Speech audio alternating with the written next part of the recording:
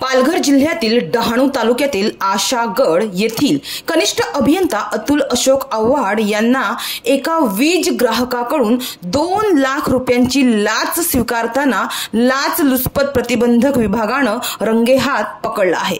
एका ग्राहकाच्या वीज चोरीच्या प्रकरणात त्या ग्राहकावर कारवाई होऊ नये यासाठी 3 लाखांची लाच आव्हाड यांनी मागितली होती। त्यापैकी 2 लाख रुपयांची लाच स्वीकारताना काल गुरुवारी सापळा रचून त्यांना रंगेहात पकडण्यात आले। तर या प्रकरणी मिळालेली माहिती अशी की एका तबेल्यामध्ये आकडा टाकून वीज चोरी केल्याप्रकरणी तक्रारदार यांच्यावर 7 लाख रुपयांची दंडात्मक कारवाई करण्यात आली होती। ही कारवाई न करण्यासाठी आव्हाड यांनी 3 लाख रुपये लाच तक्रारदाराकडून मागितली होती। तक्रारदार यांनी पालघरच्या लाचलुचपत प्रतिबंधक विभागाकडे यासंबंधी तक्रार केल्यानंतर त्या तक्रारीत तथ्य आढळले।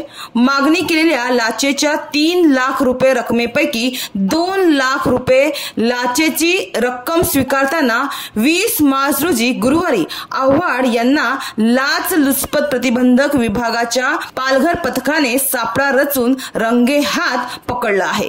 या प्रकरणी डहाणू पोलीस ठाण्यात गुन्हा दाखल करण्यात आला आहे।